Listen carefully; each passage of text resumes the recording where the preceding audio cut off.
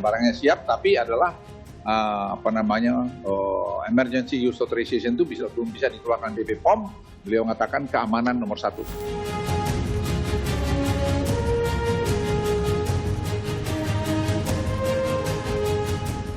Agar masyarakat tidak resah dan khawatir, karena pemerintah pasti akan menyediakan vaksin yang terbukti aman dan lolos uji klinis efektif sesuai dengan rekomendasi dari WHO.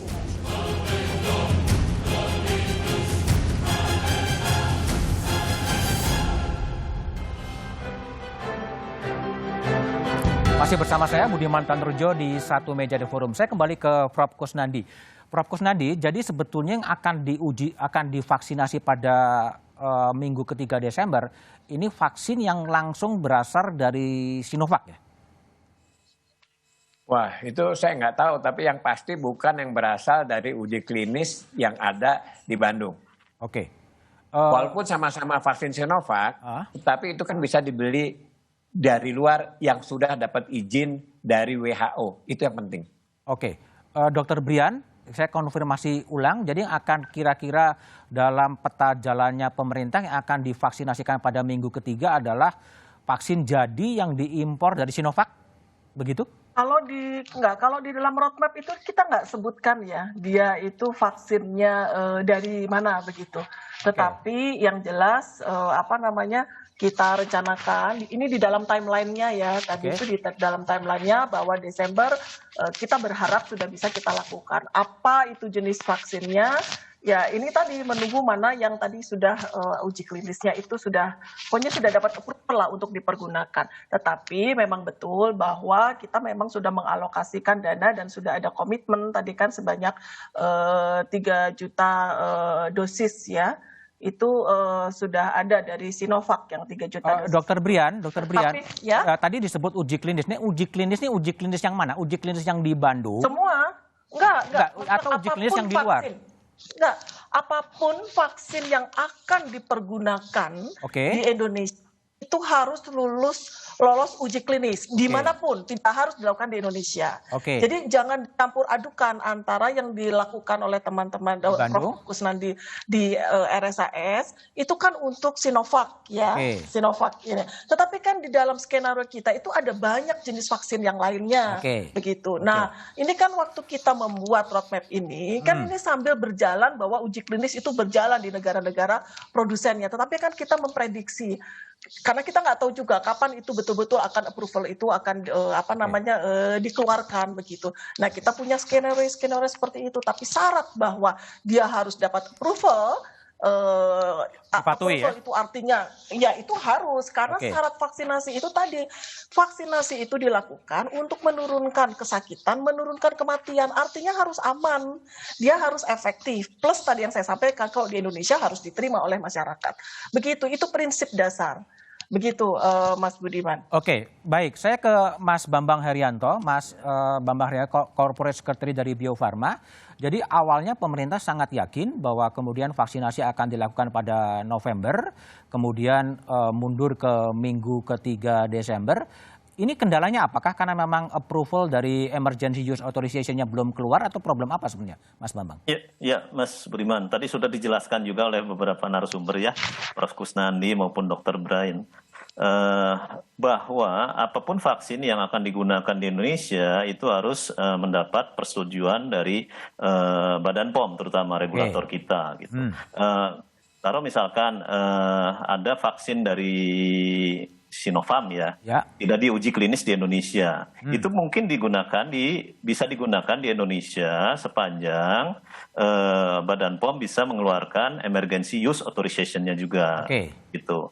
Jadi memang saat ini WHO itu memang belum ada satupun vaksin yang sudah di-approve, semuanya itu dalam posisi terakhir uji klinis 3, termasuk vaksin Sinovac. Ada Sinovac, kemudian Sinovac itu dilakukan di Uni Emirat Arab ya. Kita di Sinovac itu dilakukan secara global di 5 negara. Nah, data ini semuanya harus dikumpulkan dari 5 negara ini untuk dilaporkan ke Badan POM. Jadi nanti penggunaan di bulan Desember itu tergantung dari izin Badan POM. Badan POM ya. Jadi kata kuncinya go atau no go-nya tergantung kepada approval dari Badan POM ya.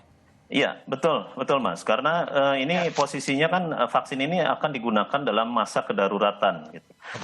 Itu bisa melalui emergency use authorization. Mas Bambang, kalau ada selentingan bahwa terkendalanya pengadaan vaksin ini selain karena belum adanya emergency use authorization, tapi juga ada kendala down payment yang belum dibayarkan, betul nggak itu? Bentuknya kan tadi sudah disampaikan bahwa Bio Farma mengikuti Perpres 99 tahun 2020. Bentuknya penugasan, Mas. Jadi kami akan menunggu penugasan dari pemerintah vaksin apa, kemudian berapa jumlahnya, itu yang nanti kita siapkan gitu. Misal bahwa Bio Farma siapkan, kita Kementerian Kesehatan dalam ini membutuhkan sekian juta dosis, kami akan siapkan gitu.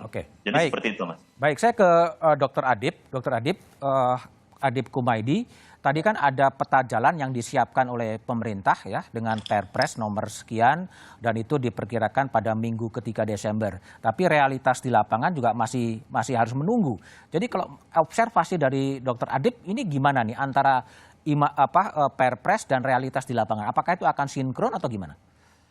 Ya, jadi kita melihatnya sekarang konteksnya tetap ada 3 kata tadi, Mas Budiman. Jadi safety, efficacy, dan immunogenic. Gitu. Jadi 3 hal itu menjadi satu faktor utama pada saat kemudian itu menjadi dasar untuk bisa dilakukan atau disuntikan kepada masyarakat atau kepada pasien. Nah ini yang kemudian menjadi dasar sehingga semua negara sekarang sedang melakukan sebuah proses gitu. Proses yang kemudian terkait dengan uji klinis fase 3. Dan semua negara pun juga secure dose gitu loh. Jadi yang tadi disampaikan apakah yang berkaitan dengan pre-order dan sebagainya itu adalah sebuah langkah yang dilakukan oleh negara untuk secure dose. Jadi kami memahami itu. Tapi pada saat kemudian kita bicara ini akan disuntikan, apalagi prioritas di dalam peta jalan itu adalah prioritas kepada tenaga kesehatan, maka yang menjadi inti yang harus dipersiapkan bahwa dia harus efficacy, safety-nya, kemudian imunogeniknya harus dibuktikan. Dan terus terang kita lebih comfort kalau kemudian itu yang memang dilakukan uji klinisnya di Indonesia. Karena memakai dasar atau dilakukan oleh orang Indonesia seperti yang disampaikan oleh Prof. Kus tadi. Jadi dasar inilah yang kemudian terlepas dari nanti ada langkah emergency use authority yang akan dilakukan oleh pemerintah, yang itu nanti menjadi hak atau kewajiban dari Badan POM-nya. Tapi paling tidak bahwa harus ada dasar penelitian yang sudah dilakukan dan itu dilakukan di Indonesia. Ini yang menjadi dasar. Karena kita tahu bahwa dalam pemberian obat, pemberian vaksin, ada faktor-faktor yang berkaitan dengan farmakogenomik. Ada satu dasar pengetahuan sekarang adalah farmakogenomik yang itu mungkin berbeda antara kita yang di orang Indonesia dengan yang lain. Terlepas dari WHO men-certified, WHO me-license bahwa ini aman. Itu menjadi penting itu. Tapi tetap nanti ada kewenangan di satu negara. Siapa yang punya kewenangan itu adalah Badan POM. Inilah yang kemudian nanti akan